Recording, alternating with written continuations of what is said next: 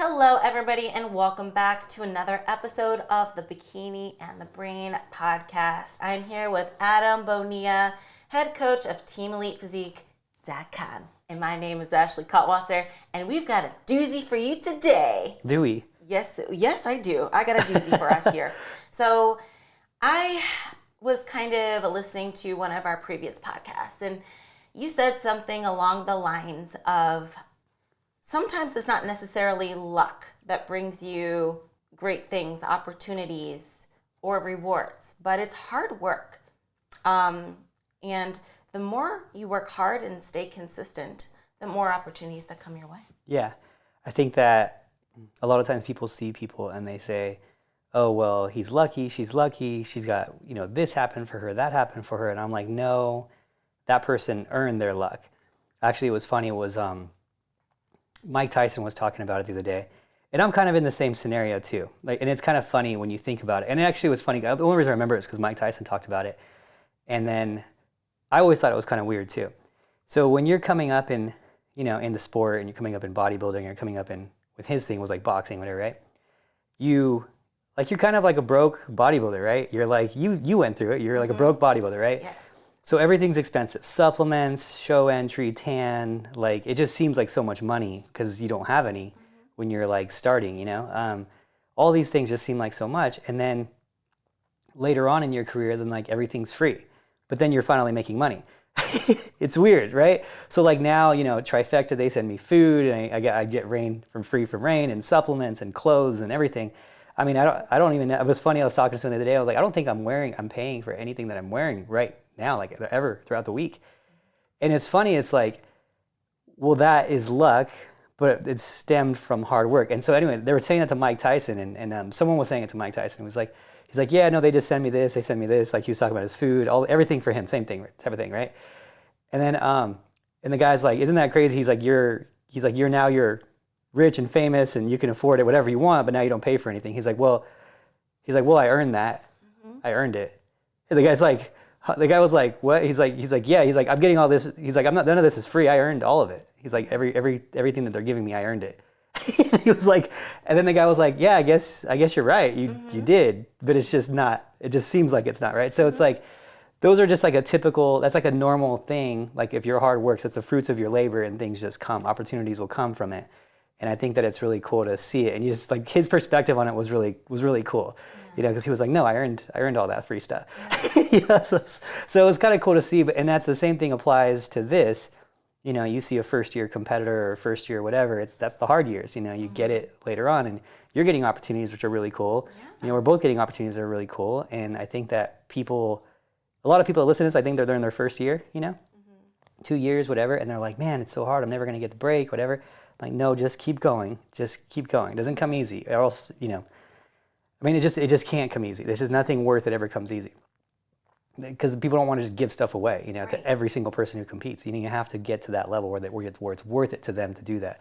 So anyway, you're getting some opportunities, which are cool. Yeah, I mean, we both are. I mean, I'm going to go ahead and kind of like announce it here, that Adam and I got asked to do a European tour after Olympia, like towards the end of the year.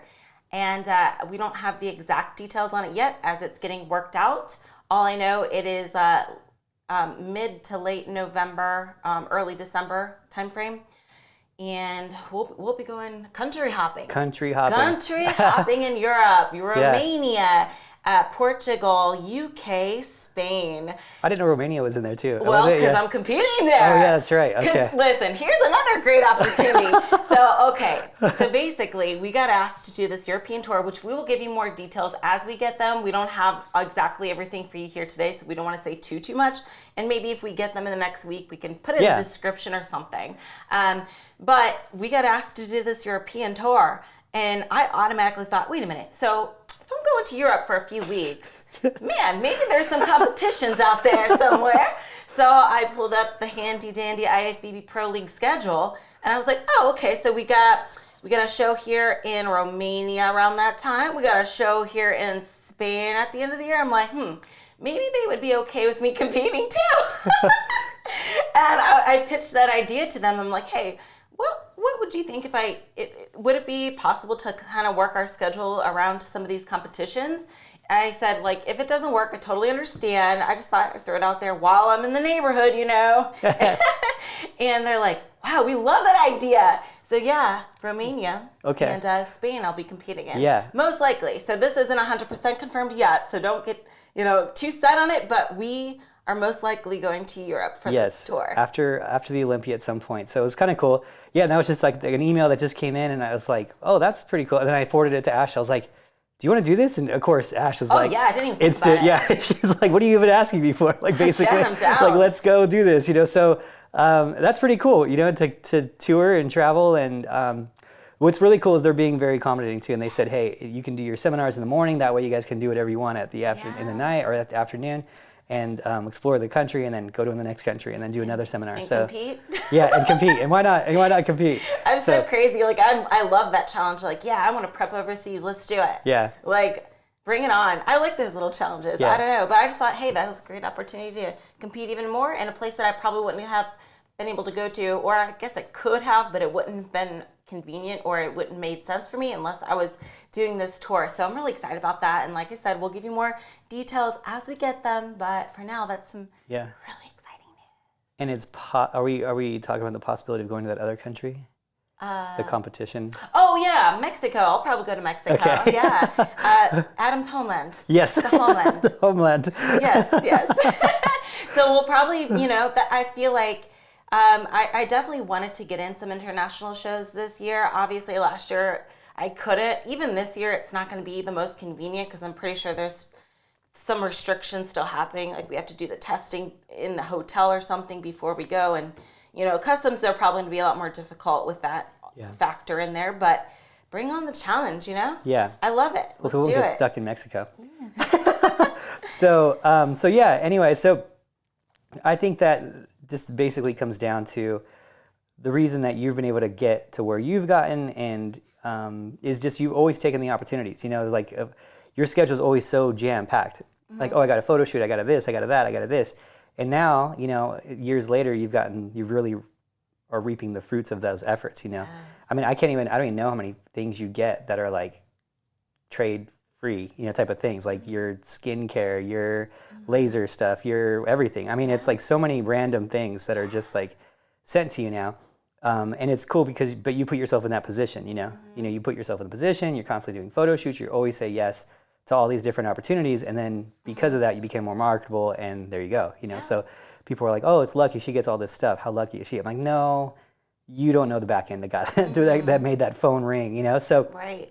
Yeah, that's, when you get the opportunities, you got to go for them. And just like you said, the more you put yourself out there and the harder you work, and the more you'll get these opportunities. And I think for me too, one of the reasons why I am able to do this is I'm very easy to work with, and I'm very reliable too. That's one of my better qualities, I think, is I'm a very reliable person. You can count on me. Like if I say I'm going to be there, Adam, I'm going to be there. Yeah. Like and we're doing a podcast at 10.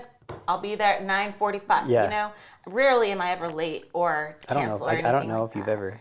Yeah. So I think like being that type of person definitely can be a benefit, because people will notice and people will see that. And just recently, in this last week, I've gotten 2 awesome opportunities as well. I'm going to do a seminar in Reno on July 11th after the Patriots show. So here's another example where it might not be the most convenient, but it's going to be beneficial, and I love doing it. And there was no question in my mind I'm going to do it. So after the Patriots show, basically what I'll do is I'll either drive home or stay in the hotel. And then early in the morning, got to wake up at 3 a.m. the next day after a show, which is so difficult to do because the next day you're so tired after a show. Waking up at 3 a.m., heading to the airport and doing the seminar in Reno. And then I also got an opportunity to go to the Wings of Strength headquarters to do like some interviews and stuff like that. And I'll do that before the Tahoe show. Yeah. So like these opportunities, you got to take them. In Hawaii, I was like, of course I'll go to Hawaii, even though it's the peak week of crazy. Mile High. That one was crazy. Yeah, see, they're not necessarily the most convenient, but they're worth it. And it's definitely going to better me. And also, I think that there is like a little aspect of karma in there too. Like, by doing the seminars, you are in a sense like helping people, help people learn and maybe get them inspired and motivated. In return, you kind of get that back in some way, somehow in the future. So it's like, I know that's one of your big things. You do a lot for the community. You really put yourself out there for help for free. A lot of things people can access through your channels and learn a lot, Yeah. Whereas some people are very stingy with their knowledge and information, and they say, oh, you have to pay for everything, or I won't even talk to you. You're willing to help people out. And I think in return, that comes back to you. Some karma in there somewhere. Yeah, I think earlier, when I was early in my career, that I was a little more stingy with my stuff. And then I realized like that you're so limited to how many people you can help if you're gonna be stingy with your stuff. Versus now you can kind of talk to the world by just putting post, clicking post, you could talk to the whole world, whoever wants to listen to it at least. And not just that, but there's enough people out there giving out information where you're not really revealing that much anything new anyways. You know what I mean? Right. You're just kind of talking about what's already being talked about at this point because other people are already doing it. So it's like, it makes sense to do that. And especially things like the posing things, like the posing session we have. Because that's what, I definitely think that, and if there's any free posing seminars, there's usually in every, so I guess when it started in Denver, it's kind of funny. There's like an example of it. And I'm sure it'll happen here in Vegas too. But when I started doing it in Denver, because I came from LA to Denver, and I started doing free posing like 10 years ago in Denver. And when I started doing free posing, everyone lost it. They were like, free posing, oh my gosh. Like the classes had like 40 something people in it. I was like, this is nuts. I can't handle it. Like the volume was crazy. It was crazy. And then after about a year, then you started seeing other free posing classes to pop up, right? And then when you now if you go to Denver, there's free posing classes like everywhere. There's like 3 a weekend, I think, in different gyms. Every weekend there's like 3. And so it's funny how like it starts and then all of a sudden everyone sees, oh, he's getting people going there, it works. I want to have people coming to mine, and so they'll do it for free too. So it's like become like a thing in Denver, and I think eventually it'll become a thing here. But a lot of like gym owners don't want to like let people in their gym for free, which is understandable. They're a business, I'm not a business in the gym, so that's not going to be, it doesn't affect me that way. But the thing that I've thought about, that I've seen is like when I was younger, coming up in bodybuilding. There was nothing for free. Like you couldn't find anything, any seminars, any help, anything. It just wasn't around, Like you'd see the bodybuilders at the gym because it was in Venice Beach, So you'd see them, but it wasn't like you'd have to go hire a posing coach, and that was like $100 an hour. And it was like, actually things were more expensive back then than they are now because there was no access to any information, So I remember how hard it was when I was younger. So that's why I kind of do those things now too, is because like I can't imagine. Because I can't imagine. I can imagine being like 14 years old. That's what I was when I was young, started bodybuilding. And then like all of a sudden like I'm getting into the sport, and then I get to pose with Miss Olympia and whoever else stops in, Frida and Anya and Phoebe and whoever else stops in the posing class. Like to just be able to go and experience that, that's pretty crazy to think about. Like, because I would have died if I was like, 14 years old and all of a sudden I get to pose with Dorian Yates and Ronnie Coleman like in the same time. I'd be like, this is heaven. What's going on here? You know what I mean? So like, I don't know. I want to create as many like good experiences, and memorable experiences where people can leave on like a positive note than the negative notes that you hear all the time too, is like, oh, prep was so hard. And, miserable. It was miserable. It destroyed me. Yeah. Eating clean destroyed you. So so that's, I want to do that, and that's I think brings me the most joy too, is when I see like there's a couple girls we have coming in here all the time that aren't even my girl. Like there's a girl named Bryn who comes here all the time. She's like awesome, and she's getting ready for national. She's like here every week, but she's a totally different team, totally different coach. Awesome, but I'm seeing her improve, and I get invested into it too because it's like cool to see her evolve and get closer. And it's like you build relationships like that with all these people and that are posing, and you're getting better, and you see them at the shows, and it's just kind of fun too. That's a fun thing, and I think that's like the highest payback out of this is like the relationships and community that are built around it. So I think there's a lot to say for like giving things out and being part of the community. Yes. Because the reward to you guys is you're learning and you're technically taking my experience and using it, right, which is great. But my reward is I get to meet new people and make a friendship and have the community be better, and like so it's definitely a give and give, Yeah. It's a win-win. So. And sometimes it's like you do little things that maybe you don't even realize is such a big impact on that person until they reach out afterwards or something. Yeah. Maybe they're a little shy or whatever. But even something as simple as like a 1 hour episode of one of these podcasts, and they like for some reason really hit home with that person and just like motivates them or inspires them, and it just something clicks and it like changes their life in a way. So I think that's really cool too. Is like something that you're doing that to you doesn't seem like a lot of effort, or you don't really even think twice about it, but for some reason that particular experience or podcast episode, something they heard or saw from you, really just switched something on in their brain towards like, oh yeah, I'm inspired now. I'm motivated. I'm going to do this. I think that's one of the best, I guess, feedback or messages I could get is like, you know what, Ashley, I was reading this about you, or I saw this YouTube video where you said this, and it really just changed my way of thinking or inspired me to like get on it and just to be my best or start a healthier lifestyle or start working out or to enter in their first competition.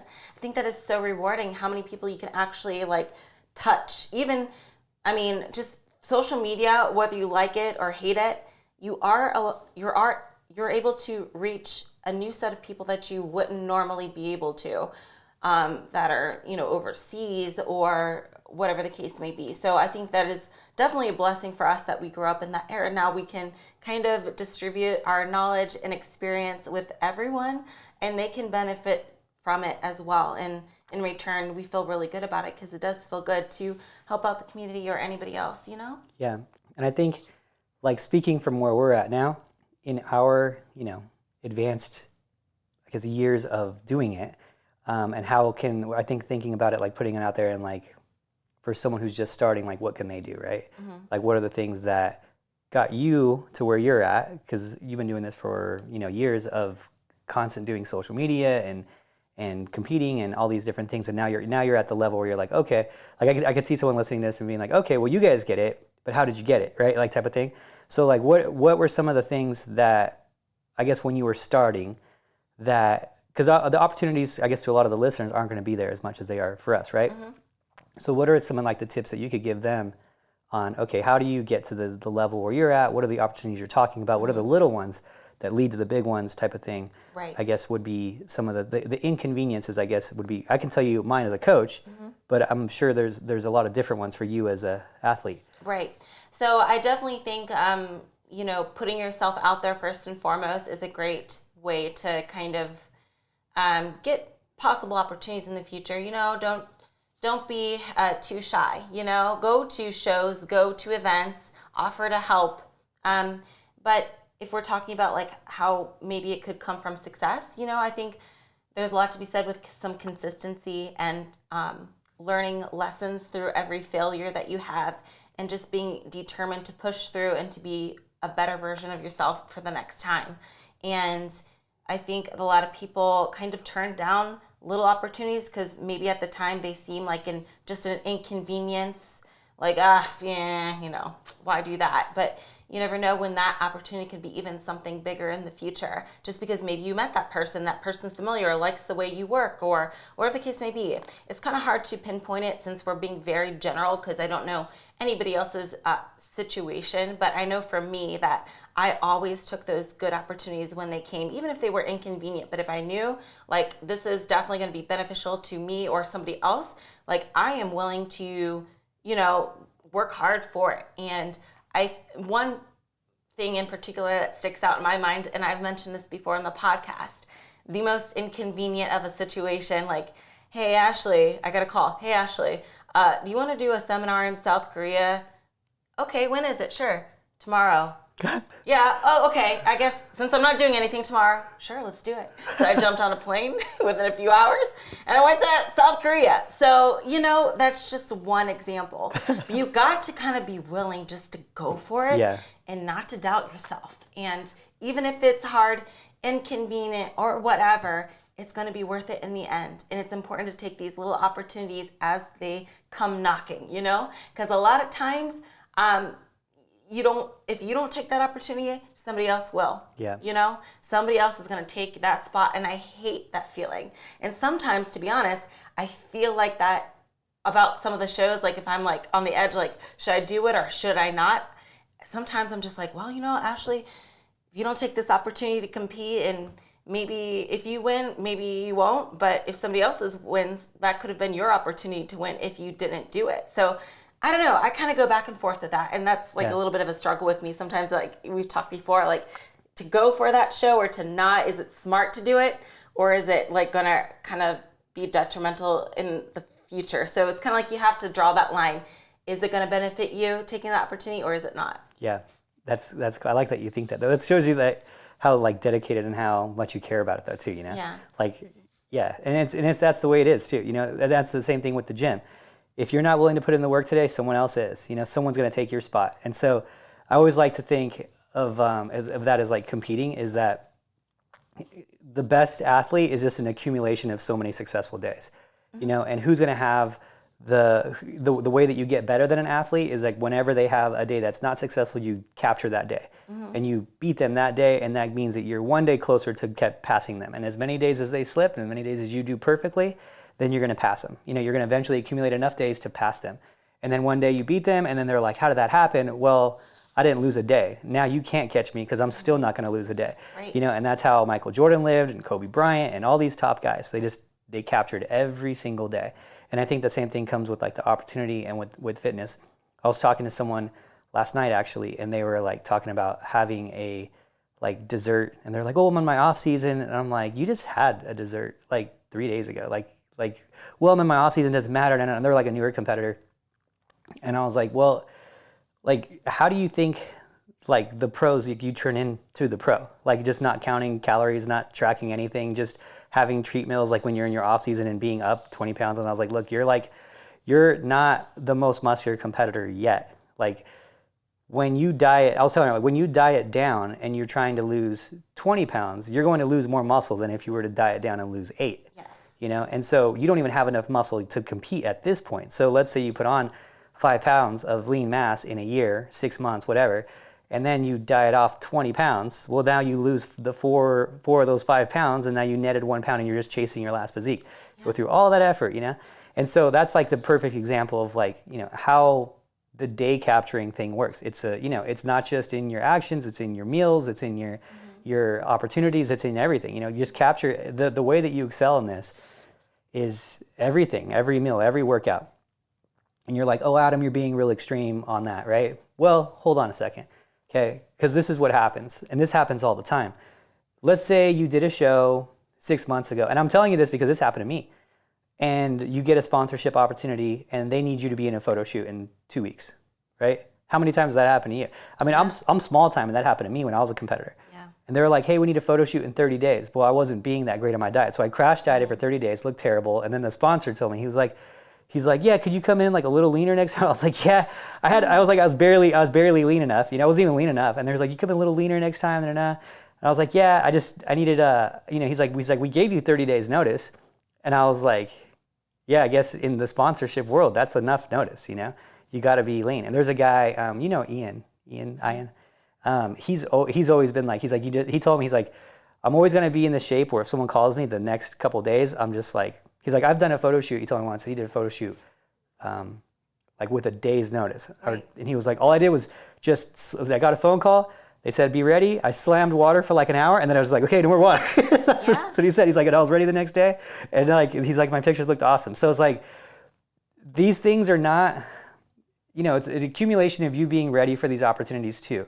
So it's, Ashley saying yes to that, being ready to go to South Korea. Ashley probably being confident enough to go to South Korea because she was in a good enough shape where she wasn't, where she could be in a bikini, type of thing. So like these things are all, that's how you're going to build the career in fitness.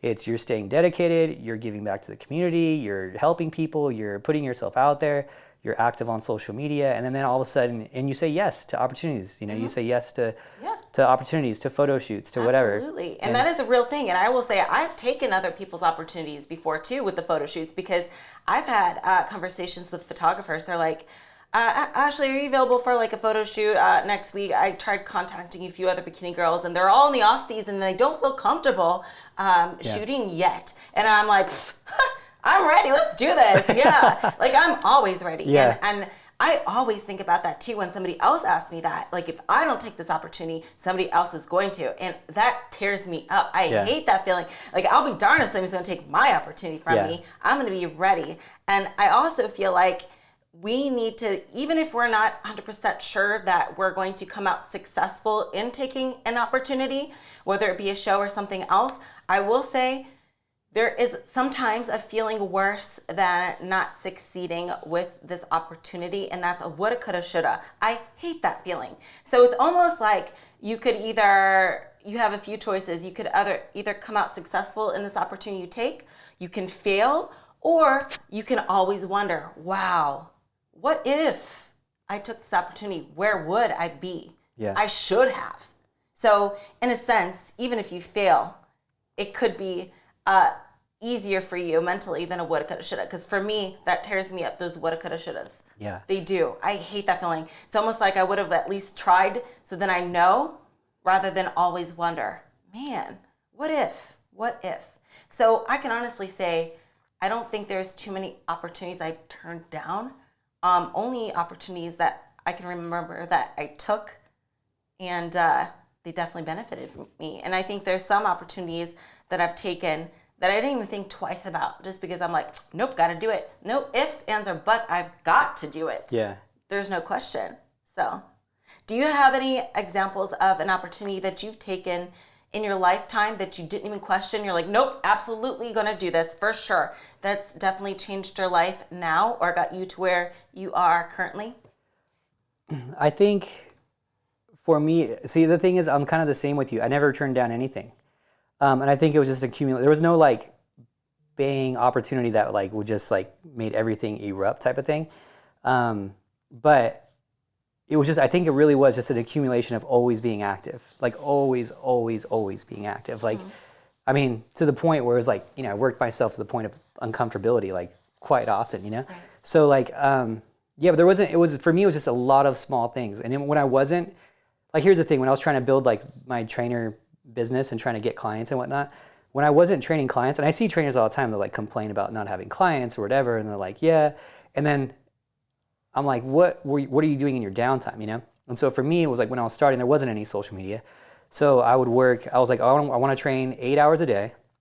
And so what I would do is I would, however many clients I had, let's say I had 3 clients that day, well, that means that I had 5 available hours that I either could leave the gym or go work out only or do what other trainers do, and they just go mess around and leave the gym and then complain that they're not busy enough, right? Mm-hmm. I was like, no, I'm going to be here for 8 hours at the gym. I'm going to be here for 8 hours at the gym every day, even if I don't have clients. And so I would be there, and then I would just walk the floor and help people with form and talk to people and do free body fat testing outside the gym. And like when people would walk in, do a free body fat test or take people through free arm workout that day or whatever. I just made sure I was always doing something, you know, during that downtime. Because the only way you're going to get busy during that downtime is if someone knows that you're there and that opportunity comes up. And sometimes I'd be sitting behind the table doing like free body fat tests, and then someone would finally like come up to me and be like, oh, I've always wanted to have a trainer, but I just never really knew like how to go up to them. They're always busy with the clients and no one's ever available. I'm like, I could talk to you now, you know, like that type of thing. And that's like the hard work part of it, you know, the inconvenience part of it, which is just like, I always say fitness is never going to be convenient. It's always going to be, you know, methodical and inconvenient and going out of your way to like to get that success. And so, yeah, now I don't have to do that stuff, but it all stemmed from that, you know. And our trainers who started with me like way back in the day, like Tori used to do that for hours and hours. Julia did that for hours and hours, like free body fat tests. I was like, this is how you do it. This is how we train you. You know, it's how you know. So Sam even had free like scan days where she would just scan people for free, you know. Like it was just like, that's how it started, you know. It was like being inconvenient, you know, creating opportunities, creating like working for free, you know. It was like, it sucked, you know, but that's how you get these things going. Mm-hmm. And so like if you're doing photo shoots and you're not getting paid for them, but you're getting in front of people and that person might have a connection and that picture might be used for something, and that's how these things get going, you know. That's how it gets, it's free body fat testing, free this, you know.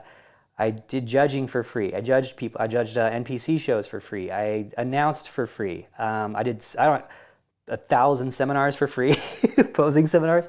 Like when we go to Europe, I'm not going to get paid for that. They're going to pay for my flight and stuff like that. But it's just like it's hard. I still have to do my check-ins and all that. You know, it keeps you relevant, it keeps you in people's circles. It keeps you talked about, and that's just part of it too, you know? So like staying active, just stay active, stay active. So there isn't really a main one that came up. I'll say the only like main one that came up was when I went to like Club USA, and I'll always be like thankful to Club USA in Littleton, Colorado, because the owner there was like, he was a really cool dude, Rick Schliebe. And he was like, "You're the best trainer I've ever seen, and I've done this for 50 years." And he always like, he would say it in front of other trainers, which is kind of, so you know he meant it, right? And so like he was like invested in my success too, because my success meant his success. He got 25% of my money, so that's probably why he liked me so much. But but it was. I think that's another thing too. You need to meet people along the way that are believe in you and invested in you. And when I went there, I went there and there was no contest prep coach there out of that gym. And I just left 24 Hour Fitness and everyone kind of knew me in the community already. And then when I went there, everyone was like excited. They were like, "Oh, great, Adam's here. We haven't had a contest prep coach." And they all knew me because I was doing free seminars at 24 Hour Fitness. I was doing free posing. Right. And so people would come to that from that gym that was down the street. And then when I came there, everyone was like, "Oh, cool, he's here." And so a lot of people started prepping. And so what happened was we went there to that gym. People knew me because of my seminars. And then that first show, we had like 10 people in that first show, which was like the biggest amount of people I ever had. I had 10 people prep for one show, and they all dominated. But they dominated too because these people were already in pretty decent shape when I got there. They're already into it, you know, because they wouldn't know who I am if I wasn't into it. But they were just like excited about it, doing it with their friends, and they all decided to jump in. And that created some hype behind Team Elite in Colorado, because at that time we're only bringing like 3-4 people to a show. And so it was like, you know, that's one of the things that kind of exploded and got us really known really quick, at least in Colorado, because like all their friends, and here's another thing too, like all their friends came to support them. So, you know, you think about the numbers of that. I have 10 people doing a show. The first time I had 10 people, and then I had, they were wearing, which is crazy, is I gave them a shirt. I gave them all a shirt. I didn't tell them to wear it or anything like that. At that point, I wasn't trying to brand or anything like that, but I just gave them all a shirt to wear in the gym, and they all wore it to the show. And I was like, that's cool. You know, like I didn't expect that. And so I still have that first picture too. And then they gave their friends the shirts too. They're like, "Hey, can I have one for my friend?" Well, this and that. And I gave them, and everyone wore it. So it was like 30, 40 people like wearing these shirts. And everyone's like, "Who's this? Who's Team Elite?" Right? They're like, "Oh," so then it became like a thing. And then we were like the first like major, like main team in Colorado. And then other people like said, "Well, I better start creating teams and whatnot too." Like my friend Wadi, he created Tried and True because of that. He was like, "Well, now it's not just me. It's because he's been doing it forever." He's like, "Now it's not just me. I got to create a brand name because of you." It was kind of fun. We are good buddies. I love that guy. And it's just cool how it stemmed. But that was created because of hard work. And they're like, "Oh, I can't afford to do shirts right now, right?" Well, let me tell you how that happened. So I bought 100 or 200 shirts. Blank shirts from like somewhere online. I think it was like jiffyshirts.com. And they were like $2 a shirt. And then, you know, printing them was like $7, $8 a print. I couldn't afford to give that out. So I learned how to screen print. Like I went and I rented a screen printing room. You could rent it for $25 an hour. There was a place in Denver where you could do it. And you'd rent it for $25 an hour. It took me like 4 hours, maybe 3 hours to like print all those. And I was poor back then. So I was just like screening them out. I was like, put it on the rack, get it out. So I learned how to screen print. I printed all my own shirts. I gave them away for free. And then I did free posing seminars, right? It was just years and years and years of grinding, and it finally came through. And I think that was probably one of the bigger moments for us, was that show, because it was like, we were like branded at that point. You know, it was like, and I didn't even expect it to be like that. Right. I didn't know they were all going to wear it. I didn't know it was going to be this huge thing. I didn't ask them to do it. They just did it like to support me. And I think that what happens is like, I had all these people supporting me. You know, I had Rick was like giving me the opportunity to use his gym and wanted me to bring as many people as we could. And this was like a family gym, so that was a big risk for him to bring in a bunch of competitors. Right. Then I had the clients that believed in me and wanted me to be successful to the point where they would wear my stuff and tell their friends to wear my stuff. And then I had the appearance, right? And then I had to put out a good product, right? We had to put people on stage that were winning. So we destroyed that show. Like, I think everyone like placed like first or second overalls and everything. And so it was like, man, these guys are just dominating. So you have to do good in your work. You have to do good on the side. You have to give back to the community. And that created the essentially the first spark of the boom, right? And so I think that when I think about it now, it's like, yeah, all that was from free body fat testing at that gym, from free this, from seminars, from whatever, and it like finally came through. But it was like, yeah, it was based on, taking advantage of every single thing, having a good circle, having people believe in you, and it made a big difference. Jeff Taylor was part of that too, like believing in me and telling me to like push me. He was always pushing me to do more and more and more, which was kind of cool, which I didn't want to do. And I actually don't want to talk to him probably now because he'll tell me to keep going more and more. And I'm like, I don't want to go anymore. but yeah, and it's just in you too, believing in me. So it's you need a lot. You need a lot of it, but you create those opportunities by doing these things. And I think that you're a perfect example of it. I'm an example of it in a different area, but it just shows you got to take the opportunities. You got to create the opportunities. You have to go out of your way, and it's not just like that with just this work. It's like this with any work, Right, exactly. We could talk about, for example, like we could talk about Nadeem. Nadeem was a great example of that. He reached out to a bunch of people, and he was doing film, right? He did some film for some big people, and now he's shooting for A-Rod and Jennifer Lopez, right? That was like 3 years after he started filming, I think, right? Like within 3 years, now he's like living with A-Rod and Jennifer Lopez, like doing their film stuff. And it was like he did your stuff, he did Christian Guzman's, right, stuff, like things like that. And it's just like he created those opportunities because he was like, I just want to shoot for you. I'll do a thing for you one time. Just let me prove myself. And like, who does that these days, Everyone else is like, no, I'll charge you $1,000 for film because I'm good. And they're in the same spot they were, barely getting any clients like a year later while he's soaring, you know what I mean, on private jets and stuff.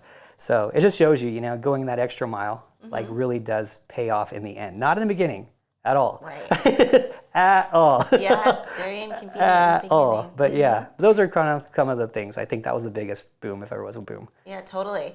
I think a good example for myself where I took a good opportunity, didn't even think twice about it, is like whenever you reached out to me to coach me, which I've mentioned the story before, so I don't want to go too much into it. I know in Jay Cutler's interview I did the whole story, but I'll give you a little summarized recap. Basically, in 2017, I took a year off, and I didn't tell anybody when I was coming back. And I went to my friend's bikini competition, and it was there I got the itch to come back again. I'm like, oh my gosh, I missed this. I need to get back up there. And then I remember having a conversation with her at the show, like, oh man, but who would be my coach? I was like, but wait a minute. Remember Adam Bonilla? I did a seminar with him once, and he trained me once, and he was super knowledgeable. And you were the first person to pop up in my head as a possible coach. And then I got the email from you, like very shortly after I had that conversation with my friend, not publicly, just in private, by the way. No one else knew I had this conversation with her. And I right after I got that email from you asking if I plan on competing, and if so, you'd love to prep me. And I think that's a combination of both of our opportunities coming together. You kind of put yourself out there before as a really good coach. I know we did like a seminar together, and also you trained me once, but we didn't really have any contact beyond that. It was just like a few years ago or whatever, but you were willing to kind of put in some extra work and reach out, right? Yeah. And maybe I wouldn't have such a positive view of you if I didn't have those two experiences with you previously. And then I took the good opportunity because I was like, whoa, I have a crazy gut feeling about this. This is a good thing. And the coincidence just was more than a coincidence. Like, wow, right when I had that conversation with my friend, you emailed me. So that was like a crazy, like stars aligned kind of deal. But I think in both those scenarios, you put in the work, right? Yeah. And I took the opportunity, and now we're here. And I wouldn't be here and doing as well as I am if it weren't for you. True, actually. So, because you had to say yes to the seminar originally. Yes. Yeah, it's just crazy. Yeah. And that was my first time knowing you. It's funny, this popped up on my stories today. I'll put it on the screen, but it's a picture of our first training session together. Oh, that's funny. This is 2015. I think that's still on the website too. Is it really? Yeah. That's crazy. Well, it was last time I It checked. popped up on my Facebook See, it's stories. crazy. Yeah. Woo. Another one popped up too when we were in LA and trained, or at Burbank at your and I gave. Remember I said I was like I had to welcome you to LA, and I gave you an I Love LA shirt or I Love whatever. And like that picture popped up, which is really funny. That was like I think like 2 years after that one. That's really funny. When you used to live above the gym. That was so crazy. You lived above a gym. She lived in Burbank for a while, and her apartment was above the gym. I remember I got to the gym, and I was like, I'm at the gym. You're like, oh, I'll come down. And I'm like, you live above the gym? Yeah. So crazy. That was like the perfect like living scenario. That place. Actually the worst place I've ever lived. Was it really? It was like in a very boring neighborhood. Although it was nice. It was like in a retirement home community, I guess. But yeah. You like being in the action.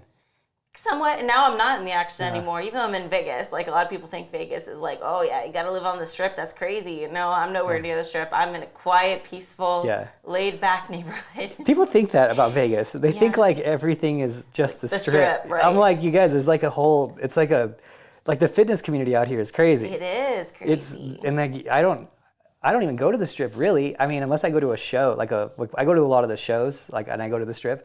But more times than not, and I play poker like all the time, and I play at like the small casino off the Strip, like that's where I play. So no, I think people need to come out here more because they're, who else is opening a gym too? Is Hide is opening a gym, which give a shout out to Hide. He's he texted me for a high res photo to put in his gym. Oh yeah, that's cool. That's cool. So Hidetada Yamagishi and Iris Kyle, they're opening up a powerhouse out here. Flex Lewis obviously has a gym out here, the Dragon's Lair. They have some cool gyms. LV Fit Club out here is it's definitely, that's not, I don't even know how I would define that gym. That gym's like, it's like pink lights, it's like real loud music, but it's like more, it's definitely not like bodybuilder gym. It's more like just a cool gym. Yeah. I don't know. It's like a different vibe. It's a totally different vibe than any other gym. It's like a fun gym. Right. It's like, it's just different. It's really cool. So and then there's the Contest Prep Center. The Prep Center, yeah. Great things about that gym. It's the highly recommend. The hidden gem. Yeah. So, I think that's it. But Hide's opening gym up in, I think it's in July it opens. I think it's in July or late June, something like that. So yeah, it's really cool for him, and it's like a really nice gym. It's like 8,000 square feet. It's all this equipment from, I think he said it was like half of the gym was from one equipment manufacturer, which like no one has, and it's from like Korea, I think he said. Oh, okay. Correct me if I'm wrong. It's from a different country that like no one has in the United States. I think it's the first time it's been in the United States, if I'm right. And then the other half of the gym is like Iris' sponsor equipment. So it's like two different brands, which is kind of cool, So it's just different. It's just the community is really cool out here. Yeah, it is. So cool place to come. Highly recommend. And Olympia's coming back, not this year, but next year. So yes, finally. It gives you guys more reason to come out here. It's so annoying that we moved away. We moved here and everything moved away. But it's coming back. It's coming back. I was so excited. USA's are at UNLV usually, and they've always been at UNLV. And UNLV, I can literally ride my scooter to UNLV. The Olympic used to be at the convention center, the Las Vegas Convention Center, at least the expo. And it's behind my neighborhood, like it's out of the gate of my neighborhood. It's like I get out the gate, I could see it, like that's where it is. And then Planet Hollywood's like 12 minutes from the Prep Center, so it's like we're in like the perfect location. And then everything's gone. Except for the Patriots show. The Patriots show is back. My next show is literally 5 minutes from this location, less than 5 minutes. I'm gonna scoot there. Yeah. You can scoot there. Yeah, I'm gonna scoot there for sure. Yeah, roll up in that scooter, But I get a little speaker on it, like they see me rolling song.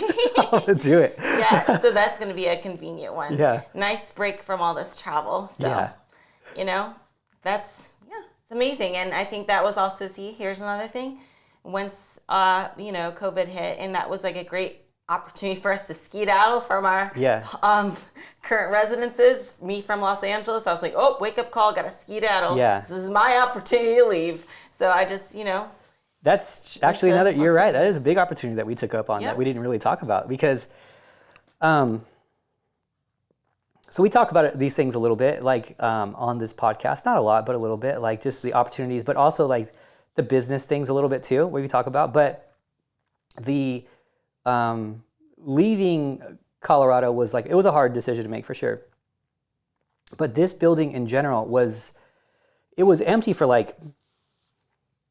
one guy said 10 years, one guy said 15 plus. So that lived in the neighborhood here that I met, and he owns that restaurant. I still haven't taken you to that restaurant. I take you to that restaurant with the belly dancer things. Yeah. It's so fun. It's down the street from here. I would love to give him a shout out, but I forget the name of it's called. Marrakesh restaurant. Really cool. But anyway, he grew up in this neighborhood. And he's like, yeah, that building's been empty for so long. He's like, since I was 15, he wanted to say. And he was in the 30s, So anyway, so this building was empty, and it used to be a bank at one point. And it was really hard to work with because it has all these cement walls in here because it was it was like safe, like, there's safes and stuff. But because of it, it was like 50 cents on the dollar. It was like super cheap to get it. But the opportunity was there because COVID hit, and the people who own this building owned a bunch of buildings. In this building, they're just trying to get rid. They're like, this building is just a waste of our money. It's not making anything. It's not going up. No one wants it. No one can work with it, and we have to pay taxes on it and maintain it and all that. And we just want to get rid of it. And we need some money to pay what people aren't paying in their rent, because no one's paying rent in these commercial buildings because they can't afford it because no one's at work. So they just needed to get through COVID. So they were like, we'll just get rid of it, basically. Just what, and what happened was I came here a couple times, and I wouldn't have came here. Ashley moved here in June, it was? June? Mm-hmm. June 2nd, June 2020. 2nd, yeah. I wouldn't have came here unless Ashley was going to move here. I would have probably moved to Texas. Is where I probably would have moved. So, or Florida. And so when Ashley moved here, I was like, you know what? There's not really like a team there anyway. There's no like major team. So it actually makes sense to go there. And then I like looked at this building and I was like, this is the only one that would make sense because it's close to the Strip. I'm not gonna be able to get the square footage that I want anywhere else unless I spend like $4 million, So, like you coming here, this building being available, all that stuff was created, which is funny, from that original opportunity that I asked you to come to a posing seminar. Yeah. You know what I mean? Isn't that crazy? Because you're like, I wouldn't be here if I didn't say yes to that posing seminar. Yeah. I wouldn't be here. Because I wouldn't really know you that well. Yeah. I wouldn't be here if you didn't say yes to that posing seminar. There's no way. I'd have no, I wouldn't have been exposed to Vegas really. I would have just kind of came through whenever something happened and then left like I did. But when you were here, I stayed at your place for a while. And then this place came available and you came with me a couple times. And yeah, it's kind of crazy how life works, right? Yeah. Yeah, totally. it is. Crazy. Yeah. But, I think as long as you keep working hard, stay consistent, opportunities will come your way eventually. It's hard to tell which ones and when and how and which way they present themselves, but they will come. You just got to kind of keep your head up, keep pushing forward, and learn from those mistakes, because we also should mention each time you fail, that is an opportunity to learn. So sometimes you can't learn and you can't improve until you have the opportunity to fail and learn. So I think that even if something doesn't go your way, something's negative, just think, what can I learn from this and what can I do better for next time? So it's always an opportunity to learn. And you can't be, the other thing too, I think, is you can't be afraid to fail. That's super, and after you get through a few failures, you'll realize it's not the end of the world and you're going to be fine. And those woulda, coulda, shouldas are worse than failing. Yeah, absolutely. So you just go for it, man. Yeah. Just go for it. So I guess with any tips you got? Anything? That's it for this episode? I think that's pretty much, we covered it all. That's a fun one. Yeah. It's fun to think back on those things. And it's actually to put it out there, I guess, how everything did stem from that first seminar and how we're here now and you're working here now too. And the community's here now. It is crazy. Yeah, they all kind of line up. This thing wouldn't happen if this thing didn't happen, and this thing wouldn't happen if that thing didn't happen. So it kind of builds on each other, right? Yeah. And it all just goes back to that first initial reaching out thing. So yeah, and if I wasn't doing posing classes already, I wouldn't have had the base to say, hey, I'm doing a posing class with Ashley now. Yeah. To even create that, create that. And so and then you had to say yes, and then. Yeah, it's just so many things, that had to line up, and then now look at what comes from it. It's so cool. I think that's another thing to talk about too. Is people can see is the opportunities that this industry in general will create. It'll change your life. It could change your total life. I can't imagine this even being a thing. So it's pretty cool. So thank you, and for you guys, thank you all, because that's the reason that it exists. And the Manions who create this, and it's really cool to be able to kind of live this way. It is. We're living the dream right now. Yeah.